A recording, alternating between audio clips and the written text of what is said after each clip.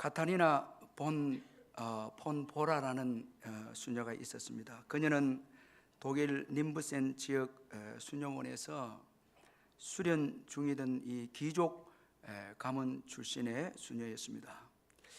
그러나 구원은 행위가 아닌 믿음으로 이루어진다라는 이 루터의 가르침을 접하고는 루터의 도움으로 8명의 수녀들과 함께 비린내 나는 이 청어통에 몸을 숨긴 채 수녀원을 탈출을 했습니다.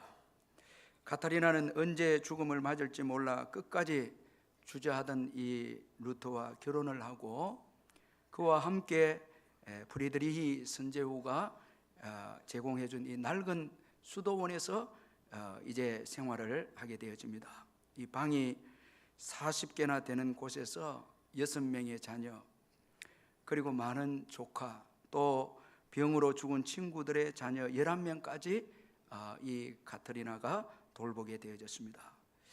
또 학생들과 동료 교수들이 루터에게 빈번히 찾아왔기 때문에 재정적으로 아주 또 어려웠습니다. 그래서 카타리나는 음식을 만들어 팔기도 하고 또 돼지도 키우고 닭을 키워서 부족한 이 살림의 그 재정을 메꾸었습니다. 그녀는 새벽 4시부터 밤 9시까지 억척스럽게 일을 했습니다. 또 몸이 약한 루터를 정성스럽게 돌봐서 루터는 후에 그녀를 별칭하기를 도미누스라 그렇게 불렀는데 나의 주인이다 라고 그렇게 불렀습니다. 이 약한 루터를 돌보면서 이 종교개혁 하는데 아주 배후에서 뒷바라지를 하면서 헌신한 이 아주 귀한 부인 카타리나였습니다. 마틴 루터가 종교개혁이라는 위대한 사명을 감당할 수 있었던 것은 그 배후에 이 카타리나 폰 보라라는 여인이 있었기 때문이다. 그렇게 사람들은 말을 하고 있습니다. 여러분, 이 믿음이라고 하는 거 참 이건 위대합니다. 우리는 믿음을 과소평가할 때가 있습니다. 내가 예수 믿고 무엇을 할 수 있나 생각을 하고 예수 믿는 믿음을 과소평가하지만은 예수 믿는 이 믿음, 이것은 세상을 바꿔놓는 능력이 있습니다. 이 믿음은 위대하고 이 믿음은 아주 소중하고 이 믿음은 아주 귀한 것입니다. 오늘 본문은 한 중풍병자를 4사람이 메고 예수께로 나오는 내용에 대해서 말씀하고 있습니다. 예수님은 이들의 행동에 대해서 믿음의 행동이다 그렇게 말씀을 하셨습니다. 오늘 우리가 읽은 5절에 보니까 예수께서 그들의 믿음을 보시고 그렇게 말씀하고 있습니다. 예수께서 그들의 믿음을 보시고 이렇게 말씀합니다. 자, 여러분, 중풍병자를 메고 온 자들의 믿음이 구체적으로 어떤 믿음이었습니까? 자, 먼저는 사랑이 담겨 있는 믿음이었습니다. 이 중풍병자에 대한 사랑입니다. 자, 예수님께 이들이 나온 목적은 자신들의 유익보다 중풍병자의 유익을 위해서 예수님께 나왔습니다. 자, 오늘 본문 3절에 보니까 사람들이 한 중풍병자를 4사람에게 메워 가지고 예수께로 올세 그렇게 말씀하고 있습니다. 예수께로 올세. 자, 이거 아주 중요한 말씀입니다. 자, 여러분, 예수님은 치유하시고 고치시고 구원하시는 분이십니다. 예수님은 구원하시는 분이십니다. 그런 거로 예수께 믿음으로 나왔다라는 것은 예수님은 이 병을 고치시고 치유하시는 분이시다라는 것을 믿고 나왔다라는 것입니다. 자, 여러분, 예수님은 우리의 병을 치유하시고 고치시는 분이십니다. 그런 거로 예수님은 우리 인생들에게 최고의 유익을 주시는 분이 예수님이십니다. 자, 여러분, 이거 꼭 우리가 기억해야 됩니다. 예수님은 우리들에게 최고의 유익을 주시고 복을 주시는 분이 예수님이십니다. 그런 거로 여러분, 예수께로 인도한다라는 것은 최고의 사랑입니다.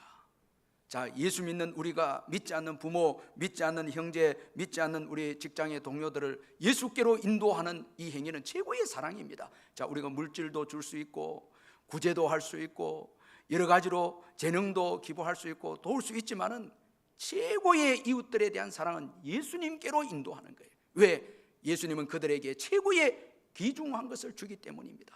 자, 여러분 오늘 우리 한번 생각해 보십시다. 과연 여러분 한 주간 살면서 우리가 사랑 이야기를 하는데 과연 예수님을 이웃들에게 전하고 이웃을 예수께로 인도했는가? 자, 그것이 없다면 참 사랑이 아닙니다. 왜? 예수님은 우리 인생들에게 최고의 좋은 것을 주시기 때문에 그렇습니다. 그분에게 구원이 있고 그분에게 치유가 있기에 여러분 예수를 소개해주고 예수께로 인도하는 이 사랑이야말로 최고의 사랑인 것입니다. 자, 우리가 바울 서신에 보면 이 바울이 최고 힘들었던 것이 거짓 교사입니다. 이 거짓 교사의 특징은 성도들을 자기께로 인도하는 거예요.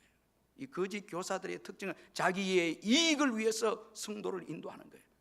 예수께로 인도하고 예수의 제자로 세우기보다 자기를 위해서 성도들을 이용하는 것입니다. 이 거짓 교사입니다. 바울이 참 힘들어했습니다.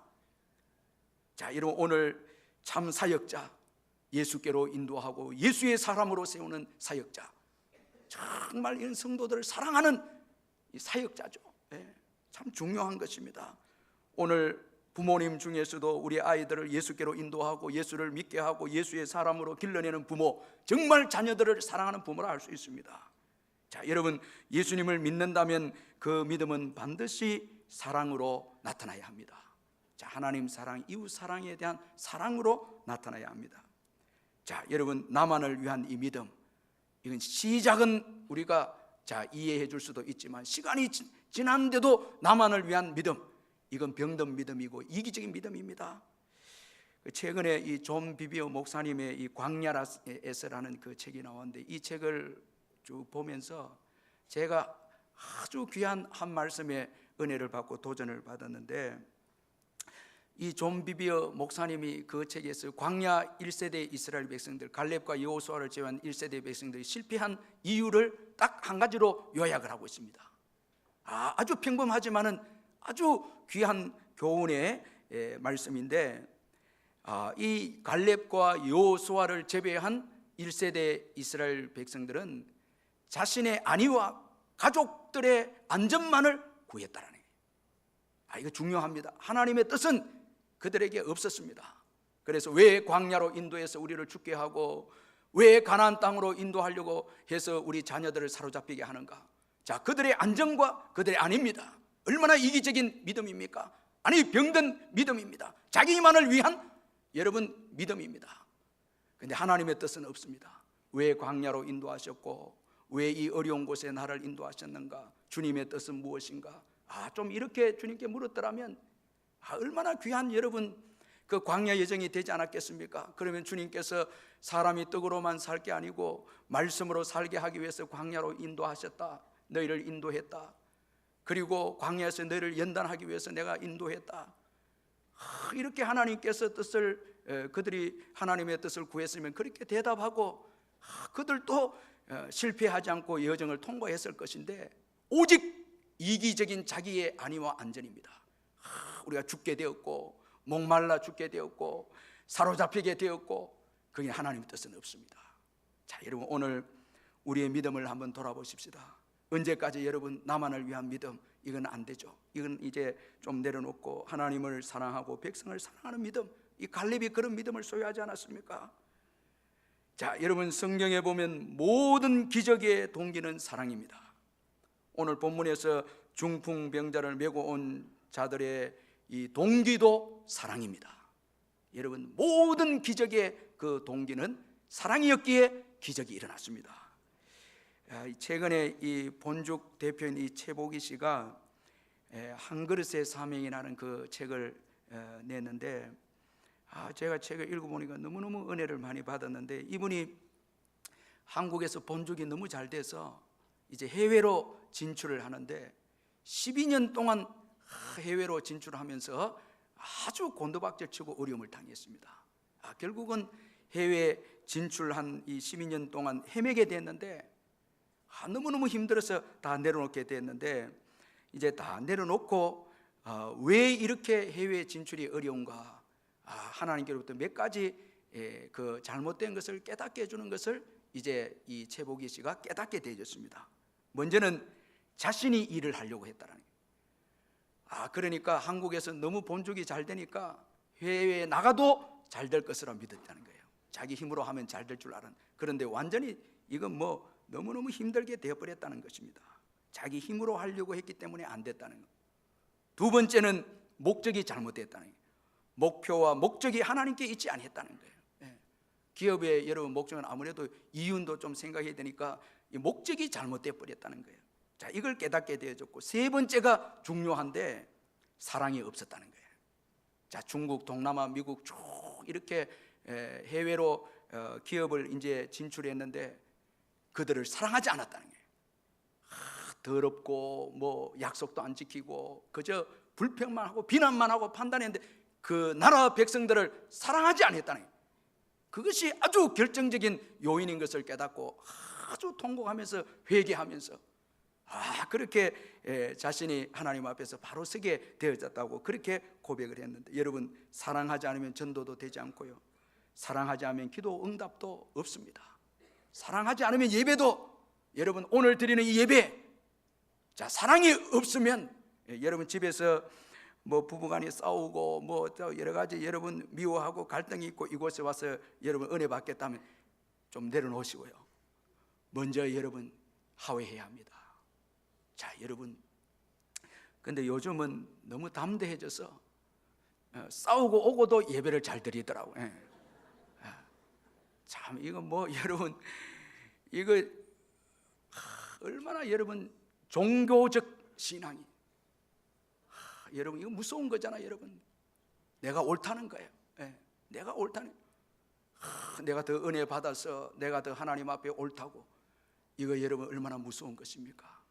사랑이 없는 믿음, 이건 괴물이거든요. 이거는요, 참 이건 무서운 것입니다. 자, 화려한 예배도 원치 않고 화려한 외모도 원치 않고 신앙의 지식도 원하지 않습니다. 오늘 서기관들 딱 앉아 있습니다. 그러나 사랑은 없습니다.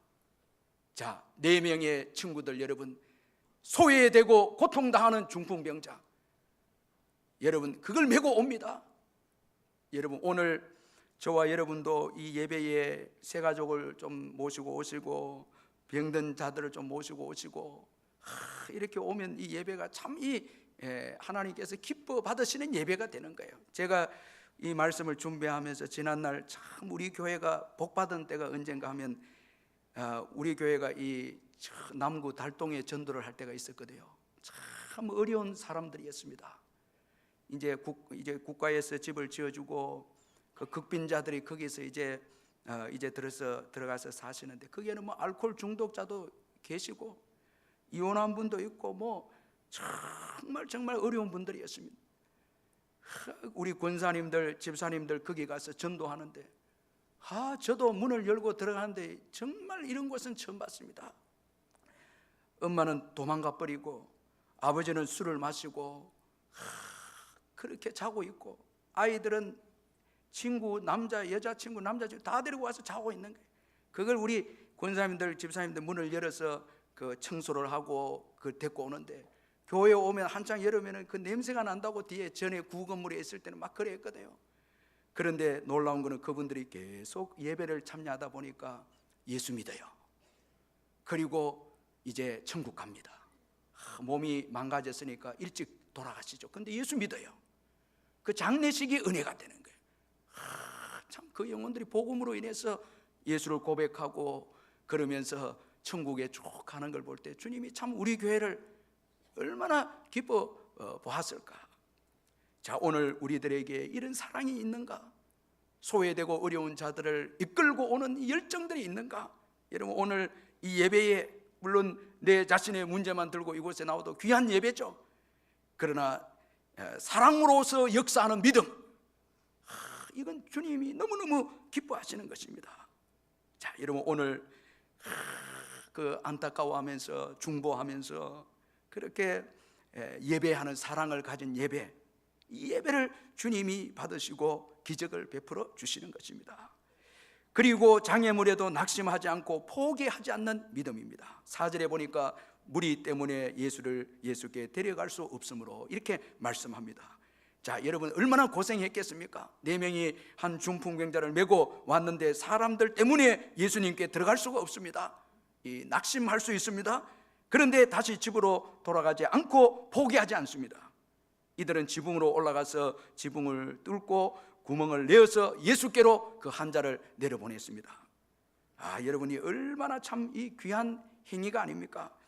자, 어떻게 해서 이 중풍병자를 메고 온 자들이 낙심하지 않고 포기하지 않았는가? 이 박윤선 박사는 그의 주석에서 2가지로 그 이유에 대해서 언급하고 있는데, 먼저는 확고한 신앙이라는 거예요. 예수님께 나가면 예수님께서 병을 고쳐주신다는 확고한 믿음, 그것이 낙심하지 않게 하고 그리고 포기하지 않게 해주었다, 그렇게 말씀을 하고 있습니다.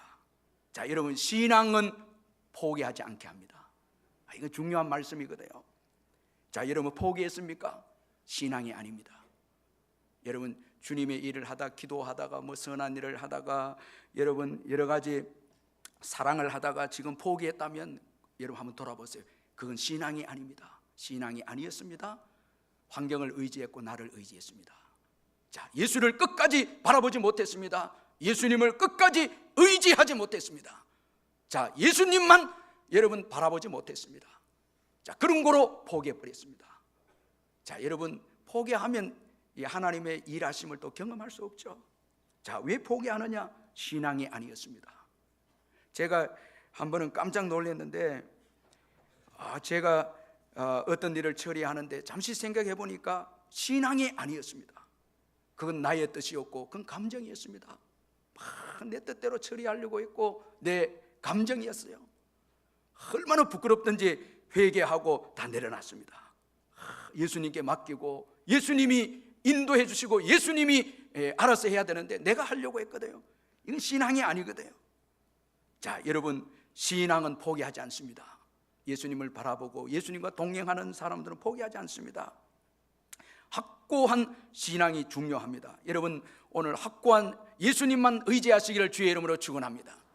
자, 예수님은 나의 문제를 확실히 해결할 수 있다는 그런 확고한 믿음을 가지시길 바랍니다. 그리고 이 박윤선 박사는 또 한 가지를 협력을 들었습니다. 포기하지 않고 그리고 낙심하지 않았던 이유는 협력이다, 그렇게 했습니다. 오늘 5절 말씀에 보니까 예수께서 그들의 믿음을 보시고, 자, 여러분, 이 4명 중에 한 사람만 믿음이 있는 게 아니고 복수입니다. 그들의 믿음을 보시고 그들의 믿음을 보시고 이렇게 말씀하고 있습니다. 자, 여러분, 믿음으로 협력하시기를 주의 이름으로 축원합니다. 여러 사람의 믿음이 큰 힘을 발휘하게 된다는 것입니다. 여러분, 나 혼자 일하려고 하지 마시고 협력하시길 바랍니다. 자, 아마도 이 중풍병자도 4명의 믿음을 통해서 믿음을 갖지 않았나 생각이 듭니다. 왜냐하니까 제사함을 받았느니라. 이건 중풍병자가 신앙이 없이는 예수님이 이 말을 선포할 수 없거든요. 신앙은 개인적이기 때문에 이 중풍병자에게도 신앙에 전념을 해줄 만큼 이 4명의 신앙, 참 이건 협력하는 신앙, 이건 참 중요하다는 것입니다.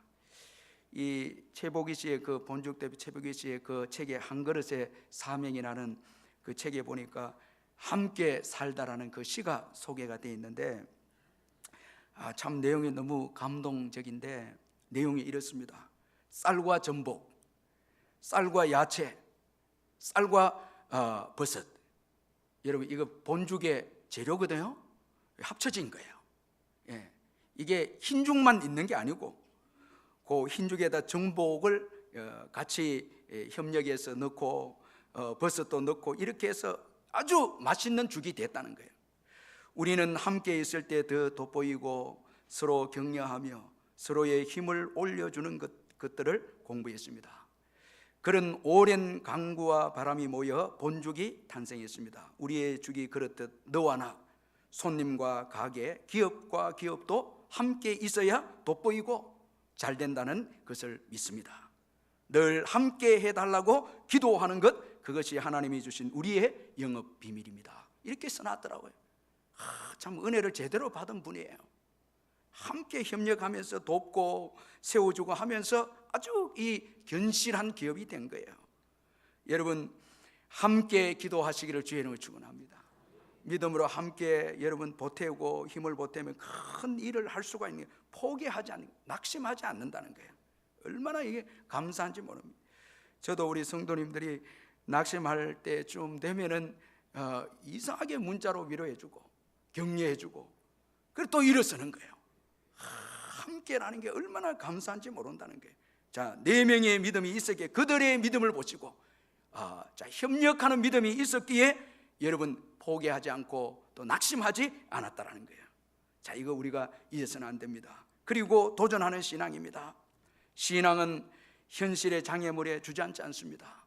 신앙은 길을 냅니다. 오늘 지붕을 뚫고 구멍을 내어서 그리고 예수께로 환자를 내어보냅니다. 자, 이런 신앙은 만들어진 길로 가는 것이 아니라 길을 만들어서 가는 것이 신앙입니다. 이게 믿음입니다. 여러분, 이런 믿음을 가지시기를 주님의 이름으로 축원합니다. 자꾸 여러분 고정관념과 또 환경에 여러분 매이고 그렇게 여러분 살아가는 신앙이 아니고, 신앙은 고정관념을 깨뜨려버리고 환경을 여러분 뛰어넘어서 길을 내어서 여러분 하나님의 은혜와 하나님의 일하심을 경험하게 하는 것이 신앙이라는 거예요.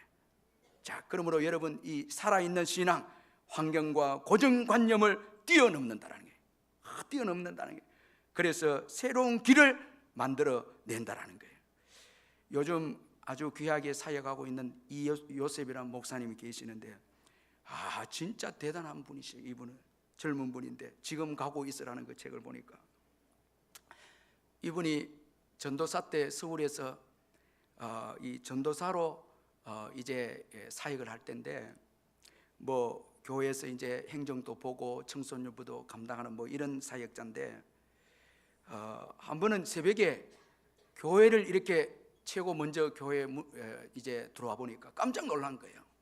청소년들이 교회당 안에서 문을 따고 들어와서 술을 마셨고 자고 있는 거예요. 서로 엉켜가 자고 있는 거예요. 이거 완전히 이건 뭐 충격이었어요. 그리고 또 밑에 내려가 보니까 지하에 가 보니까 뭐 담배 공초가 수북하게 쌓여져 있었던 거예요. 이게 이 젊은 전도사님이 고민이 된 거예요. 어른들은 이제 난리가 난 거예요. 교회를 어떻게 지켰냐고. 그렇게 막 추궁을 하고 그러면 교회 얘들은 그러면 복음과 어떻게 되는가 막 고민을 하다가 할 수 없이 교회의 의견을 따라서 전부 문을 다 이제 잠그는 거예요. 이제 그 열쇠를 만들어서 비번도 만들고 막 쇠를 돌려갖고 지하에 그 문을 만들고 다 잠그고, 한 번은 신방을 갔다 와 보니까 저 교회당에 예수님 계실까? 새로 다 잠겨 있어갖고 새로 다 잠겨 있는 거예요. 그래서 이 전도사님 이건 아니다 생각하고 교회가 조금 이렇게 뭐라 하기도 하고 이래 해도 나는 손해를 보겠다 생각하고 그 교회로 오는 아이들을 다 영접해서 24시 국밥에 새벽 애들 밤에 오면 데리고 가서 밥을 먹이고 사랑하고 이렇게 하는 거예요. 뭐 아이들이 뭐 난장판을 만들어도 그 아이들에게 사랑을 베풀고 식사를 대접하고 그렇게 하면서 예수 전하는 거예요. 근데 그 아이들이 지금 이제 이분이 그 양떼 커뮤니티라는 교회를 세웠는데 거리 위에 아이들 위해 세웠는데 그게 방송팀 영상팀에 아주 수고하는 아이들로 변해돼 버렸다는 거예요. 복음의 능력에 대해서 고정관념을 깨뜨리고 교회라는 이 건물이 거룩하다는 이 고정관념을 깨뜨려 버리고 영혼에 대한 사랑으로 도전하고 나갔을 때 새로운 공동체가 탄생이 됐다는 거예요.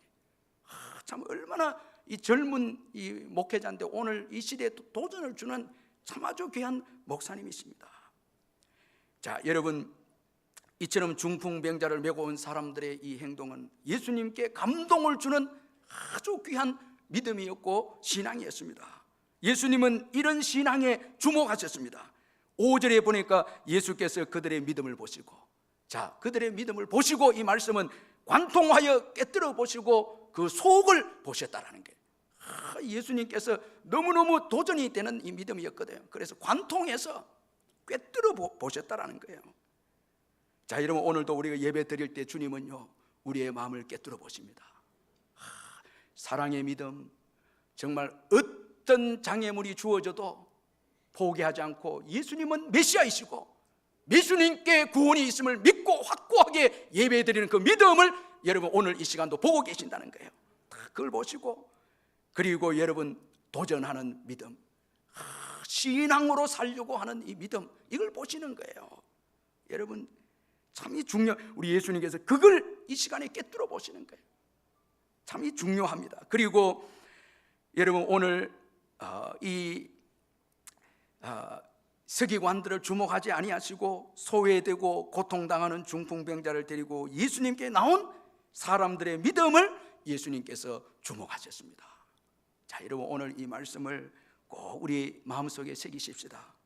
정말 어려운 자들, 힘든 자들을 돌보면서 그들이 예수님께로 나와서 치유받기를 원하는 마음으로 예수께로 여러분 나온 그 믿음을 예수님께서 주목하셨다는 거예요. 아멘. 이걸 예수님께서 주목하셨다는 거예요. 그리고 놀라운 선포를 하십니다. 5절에 보니까 예수께서 그들의 믿음을 보시고 중풍병자에게 이르시되 작은 자야 내 죄 사함을 받았느니라. 내 죄 사함을 받았느니라.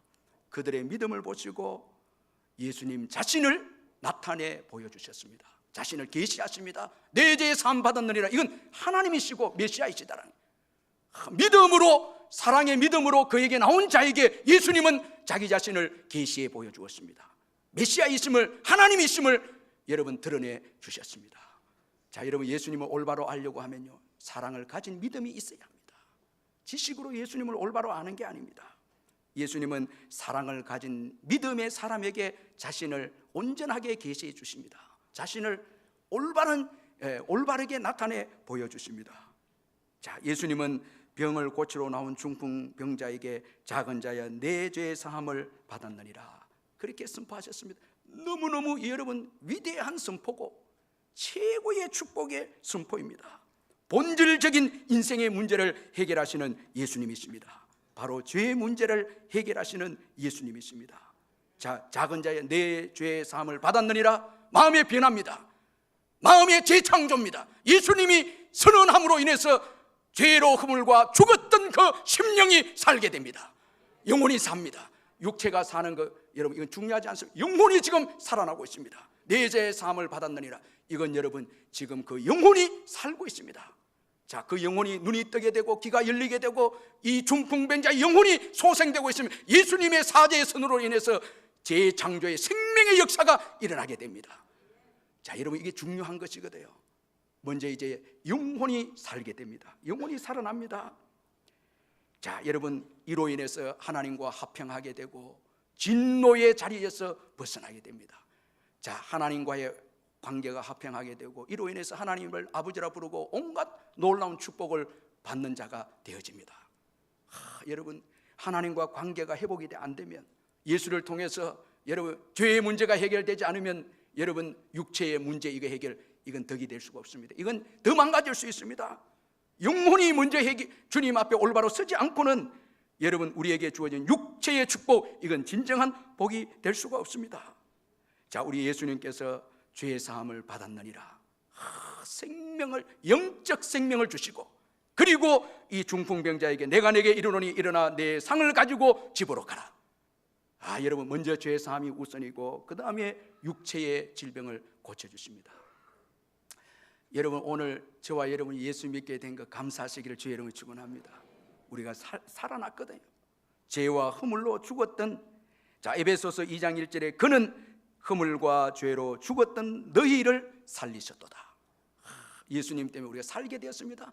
영적으로 살게 되었습니다. 죄의 사함을 받았느니라 저와 여러분에게 이렇게 선포하심으로 우리의 영혼이 살아났습니다. 이제 하나님을 알게 됩니다. 예수님을 주로 고백합니다. 하나님을 아버지라고 고백하고 하나님과 화목된 삶을 살게 되어집니다. 그래서 온갖 놀라운 복을 오늘까지 우리가 받아 누리고 살아오고 있는 것입니다. 그런 거로 죄의 사함, 이것은 여러분 먼저이고 이건 중요한 것입니다. 어느 목사님이 개척을 했는데 교회로 오는 길에 이 결핵 환자가 있는 집이 있었습니다. 이걸 알고 개척한 목사님이 매일 찾아가서 약도 주고 고기도 사주고 이 결핵은 잘 먹어야 이게 낫거든요. 약을 사주고 그 다음에 고기도 주고 쭉 이렇게 합니다. 몸이 많이 회복이 되었습니다. 그런데 어느 날 그의 아내가 교회당에 와서 과함을 치면서 통곡을 하면서 목사님에게 달라들면서 목사님 왜 이렇게 했습니까 하면서 항의를 하면서 온 거예요. 그 알아보니까 이 결핵 환자가 병이 낫고 난 다음에 몸이 건강해지니까 아내가 그 식당 일로 돈을 버는데 그 돈을 계속 요구해서 못된 짓을 하는 거예요. 그러다 객사해 버린 거예요. 왜 건강을 주셨습니까? 이렇게 하면서 목사님에게 항의를 하는 거예요. 그냥 집에서 누워 있었으면 객사하지는 않았을 텐데 왜 건강을 주어서 객사하게 합니까? 항의를 하는 거예요. 목사님이 충격을 받은 거예요. 복음이 우선이라니. 영혼이 살지 않고는, 영혼이 주님을 만나지 않고는 육체가 잘 되면 이게 오히려 불행한 거라 깨닫게 된 거예요. 여러분, 오늘 우리 자녀들 예수 믿지 않는데 여러분 자꾸 좋은 거 주면요, 그 망가지는 것입니다. 순서가 있습니다. 먼저 예수 믿고요, 먼저 구원을 받아야 합니다. 그리고 영혼이 잘 돼야 육체의 축복을 올바르게 사용할 수 있다는 거예요. 여러분, 오늘 우리가 주님 앞에 자꾸 이것도 주고 저것도 달라는데 그 잠시 좀 내려놓고 하나님과 내 관계가 어떤지, 하나님과 내 관계는 바르게 되어 있는지, 죄는 없는지, 숨겨진 죄는 없는지, 이걸 한번 돌아봐야 되거든요. 자꾸 이거 잘 되게 뭐 땅에 거 이거 저거 잘 되게 해돌 하다가 여러분 잘 되었는데 더 타락해서 다 망가져 버립니다. 이건 안 되는 거죠. 먼저 하나님과 나와의 관계가 중요하다라는 것입니다. 그래서 오늘 말씀에 보니까 내 죄 사함을 받았느니라, 그리고 일어나 내 상을 가지고 집으로 가라. 우리 예수님께서 그렇게 믿음으로 나온 이 중풍병자에게 축복해 주셨습니다. 여러분, 예수님은 우리를 받아주십니다. 여러분, 이 중풍병자에게 내 죄 사함을 받았느니라, 이건 여러분 받아주신 거예요. 절망적인 병자를 받아주신 거예요. 여러분, 예수님은 여러분 우리가 믿음으로 나오면 그대로 받아주십니다. 있는 모습 그대로 우리를 받아주십니다. 여러분 믿으시길 바랍니다. 그대로 받아주시니 얼마나 감사한지 모릅니다. 이 묵상할 때마다 너무너무 감사해요.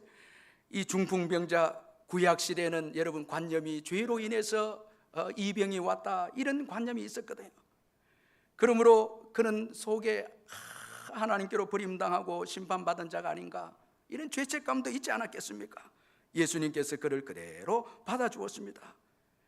그리고 예수님에게만 참된 소망이 있습니다. 죄 사함이 예수님께 있기 때문에 그렇습니다. 예수님께서 내 죄 사함을 받았느니라. 여러분, 우리는 죄로 인해서 소망이 없습니다. 그런데 예수님은 우리의 죄를 용서하십니다. 예수님께 소망이 있습니다. 여러분, 예수님을 바라보시길 바랍니다. 예수님을 의지하시길 바랍니다. 또한 예수님에게만 참된 구원이 있습니다. 그는 메시아이시고 하나님이십니다. 우리를 죄에서 자유하게 하시고 다스리시게 하고 매인 것에서 자유하게 하시는 분이 예수님이십니다. 건강하게 하시는 분도 예수님이십니다. 저는 기도할 때마다 사람들 두려움도 있을 수 있고 세상에 매인 것도 이렇게 주어질 때가 있을 때가 있는데, 그때마다 예수님 이름 부르면 얼마나 자유한지, 예수님 이름 부르면은 다 집착하지 않게 되고 내려놓게 되고 자유하게 되고 오히려 다스리게 되고 담대함이 생기고 예수 이름 의지하게 되면 건강하게 되는 은혜들을 경험을 합니다. 그러므로 여러분, 예수님만 의지하시기를 주의 이름을 축원합니다. 오늘 이 중풍병자에게 있어서 죄 사함과 고침, 온전한 회복은 예수님께 있었습니다. 그에게 예수님이 전부였습니다. 모든 것이 되셨습니다. 모든 것이 되셨습니다. 여러분 한번 생각해 보십시다. 예수님만 의지하시길 바랍니다. 여러분, 예수님만 우리의 전부가 되십니다. 여러분, 예수님께만 복이 있습니다. 예수님은 오늘도 우리의 믿음을 보십니다. 여러분, 오늘도 우리의 믿음을 보십니다. 여러분, 그분 외에 의지할 것 다 내려놓으시길 바랍니다. 그분 외에 의지할 것이 있다면 다 내려놓으시길 바랍니다. 그분은 소망을 주시고 그분은 우리를 치유하시고 영원히 우리와 함께 하십니다. 예수님은 우리와 영원히 함께 하십니다. 이 빅토리아 여왕이 지은 이 양로원에는 의지할 곳이 없는 노인들이 함께 모여 살고 있었는데, 한 번은 어떤 예수 믿는 사람이 양로원에 가서 그 노인들에게 질문을 했습니다. 빅토리아 여왕이 지었습니까? 이 양로원을 지었습니까? 하니까 노인들이 대답하기를 빅토리아 여왕이 지었습니다. 그 대답을 합니다. 그러니까 예수 믿는 사람이 또 질문하기를 그러면 여왕이 한 번이라도 이곳에 왔습니까? 질문하니까 그 노인들이 대답하기를 한 번이 아니라 가끔 오셨습니다. 대답을 합니다. 그러니까 예수 믿는 사람이 또 노인들에게 질문을 합니다. 그러면 만왕의 왕이 되시는 예수님은 여기에 오셨습니까? 그렇게 질문을 하니까 어떤 노인 한 명이 깜짝 놀란 표정으로 대답을 합니다. 아니, 왜 예수님이 오십니까? 예수님은 오시는 분이 아닙니다. 지금부터 여기 계셨습니다. 예수님은 나와 늘 함께 하셨다네. 늘 함께 하셨다네. 예수님은 방문객이 아니고 예수님을 믿는 그 순간부터 예수님은 지금까지 나의 하나님이 되셔서 나와 함께 했습니다. 이렇게 고백을 했다는 것입니다. 이 본죽 대표 이 최복희 씨가 우리가 잘 아는 대로 그분이 간증해서 들었는데 이 남편이 예수를 믿었어요. 그래서 연애를 해서 이제 이분도 자연스럽게 예수님을 믿게 되었는데, 근데 예수 믿고 난 다음에 너무 형편이 어려우니까 이분의 신앙이 기복신앙이 돼버린 거예요. 하나님 너무너무 어려우니까 축복해달라고. 이게 이분의 처음 신앙이었는데, 그런데 성령의 역사로 이분이 확실하게 예수를 믿게 됐습니다. 성령의 도우심으로 예수님을 확실히 믿고 난 다음에 예수님에 대해서 너무너무 소중하게 이제 깨닫게 되어졌습니다. 그래서 예수님을 믿기 전과 믿은 후를 영어로 죄송한데 이렇게 그분이 표현을 했더라고요. without you 이렇게 돼요. without you 이렇게 했는데 주님 없이 이 말이거든요. 주님 없이 이 말인데, 예수 믿기 전에는 without you라는 거예요. 그런데 예수 믿고 난 다음에는 with you, 당신과 함께, 예수님과 함께라는 거예요. 예수님께서 나와 함께 하셨다라는 거예요. 그러면서 고백하기를 내 영혼의 주인은 하나님이시고 인생의 생사화복은 주님의 손에 달려있고 내 생에 가장 소중하고 중요하신 분은 예수님이시고 추구해야 할 목표이자 표대도 예수 그리스도 그분이시다. 이렇게 그가 고백을 했습니다. 자, 여러분, 예수님은 우리의 전부가 되시는 분이십니다. 여러분, 죄의 사함을 통해서 하나님과 우리 사이를 화목하게 하시고, 그리고 하나님께로부터 오는 놀라운 복들을 부어주신 분이 예수 그리스도 그분이십니다. 여러분, 그분께 모든 것을 맡기시기를 주의 이름을 축원합니다. 조금 더 의심하지 말고 확실하게, 여러분 의심하지 말고, 여러분 오늘 중풍병자를 메고 온 그 사람들처럼 의심하지 말고 온전히 여러분의 생애를 예수님께 맡기시기를 바랍니다. 여러분, 예수님이 주시는 놀라운 위로와 복이 있을 줄 믿습니다. 우리 말씀 생각하면서 우리 한번 기도하겠습니다.